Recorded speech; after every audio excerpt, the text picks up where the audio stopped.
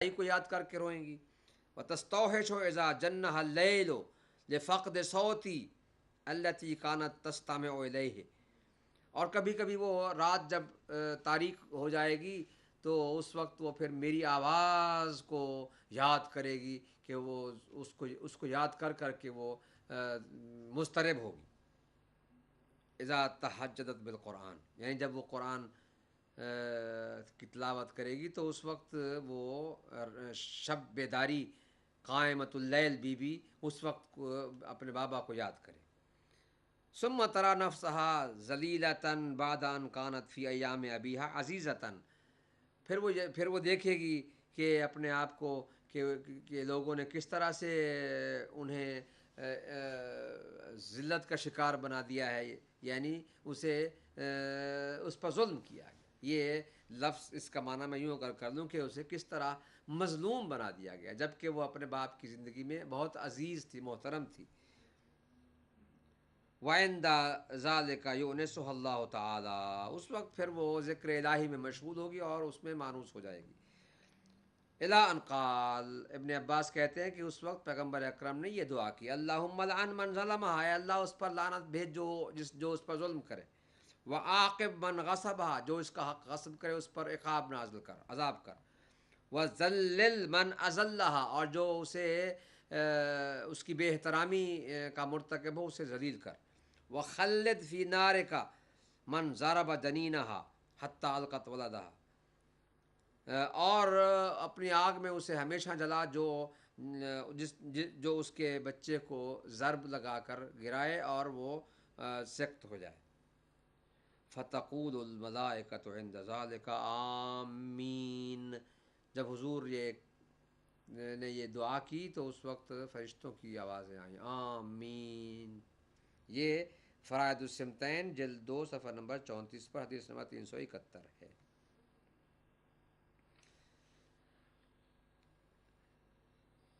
میزان الاعتدال میں ذہبی نے جلد نمبر 1 صفحہ نمبر 139 پر اس کو لکھا ہے. وہ کہتے ہیں کہ یہ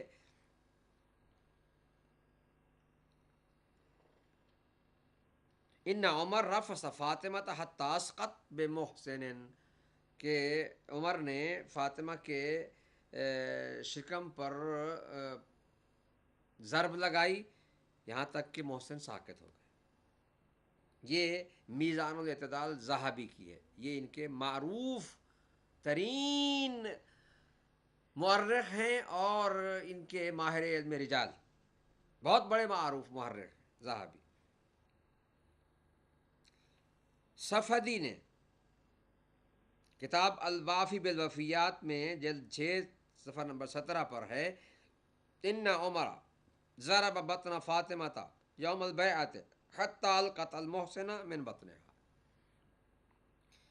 عمر نے فاطمہ کے شکم پر ضرب لگائی بیعت والے دن یہاں تک کہ محسن ان کے شکم سے ساقط ہو گئے. اب پھر آخری حوالہ دے کر اس بحث کو سمیٹتا ہوں. ابن حجر عسقلانی نے لسان المیزان کے حاشیے پر یہ لفظ لکھا ہے، لیکن کہ صدمہ کے رفس کا معنی پیر سے، الصدمہ تو بالرجل، پیر سے ضرب مارنے کو کہتے ہیں رفس. یہ بھی لسان المیزان ابن حجر عسقلانی کی ہے، جلد 1 صفحہ نمبر 268. اس میں وہ لکھتے ہیں کہ یہ لفظ میں پڑھتا ہوں، ان عمر رفس فاطمہ حتی اسقط بمحسن، کہ انہوں نے پاؤں سے ضرب لگائی یہاں تک کہ محسن سخت ہو گئے، شہید ہو گئے. یہ وہ حوالے ہیں کہ جو انہی حضرات کی کتابوں میں سے میں نے اکٹھے کر کے آپ کے سامنے پیش کیے ہیں. لا الہ الا اللہ العلی العظیم. اب اس کے بعد میرے خیال میں کوئی بحث کی گنجائش نہیں رہتی کہ یہ بی بی سیدہ کائنات کے دروازے پر آگ کا لانا ہمیں کیا ضرورت ہے.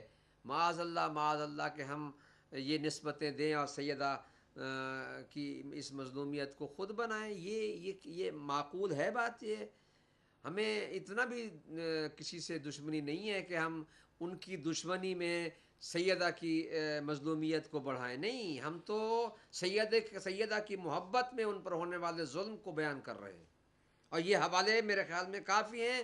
اب اس پر مزید جو بھی بحث کریں گے، اب وہ یہ اسکرین پر میرے خیال میں یہ جو حوالے جو میں نے پڑھے ہیں، یہ ان کے اشارے بھی آ رہے ہیں. دو اشارے یہاں آ رہے ہیں. ایک یہ کہ خلافت بلا فصل علی علیہ السلام جن جن کتابوں سے ثابت ہے وہ کون سی ہے، وہ اس ایک پٹی میں آ رہے ہیں. اور دوسرا وہ کہ جو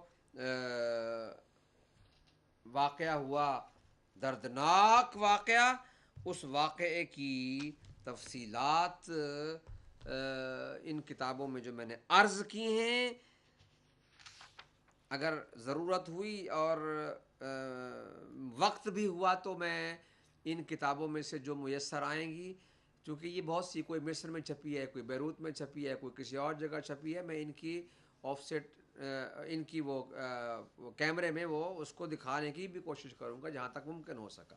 لیکن بہرحال میں آج یہ بیان کرنا چاہتا ہوں کہ یہ واقعات درج ہیں. اپنے جاری بیان کو مربوط کرتے ہوئے آج میں ان دلائل کو تھوڑا سا ذکر کرتا ہوں، چونکہ وقت کافی ہو چکا ہے، کہ جن میں یہ لکھا ہوا ہے کہ آیا بلغ، یعنی استغفر اللہ ربی واتوب الیہ، یہ کس قدر افسوس کی بات ہے کہ یہ سیدہ کائنات کے بارے میں جو کچھ ہوا ہے، یہ ہم مجبور ہوئے کہ ان کی کتابوں کے حوالے دیں. ہماری بات کیا ہو رہی تھی اور ہم کہاں سے کہاں تک انہوں نے یہ ہمیں موڑ دیا ہے. اب آئیے دیکھتے ہیں کہ یہ خلافت بلا فصل، جیسے میں نے پہلے دن عرض کیا تھا کہ ہم مباحثہ کر رہے ہیں، علمی تحقیق ہے، دیکھیں کہ کیا لکھا ہوا ہے ان کتابوں میں. اگر جذباتی مناظرے کی بات ہوتی تو اس کا طریقہ کچھ اور تھا، لیکن آج میں کچھ حوالے وہ دینا چاہتا ہوں کہ آیا بلغ جو ہے وہ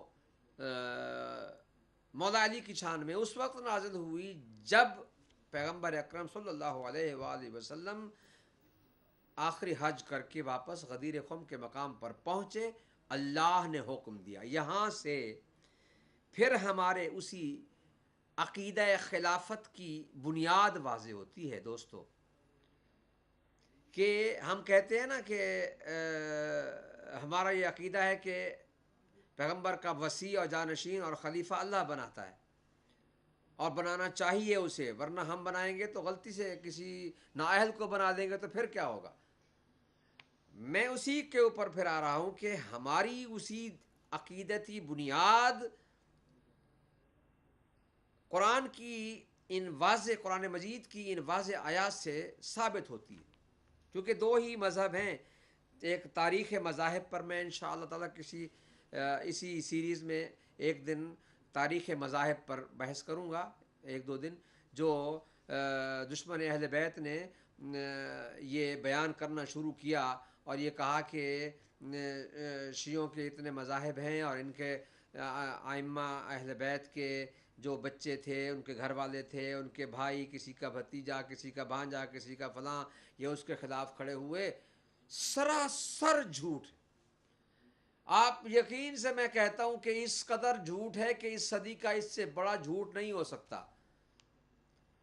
بھائی جن لوگوں نے قیام کیا انہوں نے اہل بیت کے مقابلے میں نہیں، ایک آدھ واقعہ ہوا ہے کہ جو انہوں نے دعویٰ کیا مگر وہی ختم ہو گیا. جب قیام نہیں کیا، قیام ان لوگوں کے مقابلے میں کیا جو اہل بیت کے مقابلے میں کھڑے ہوئے تھے.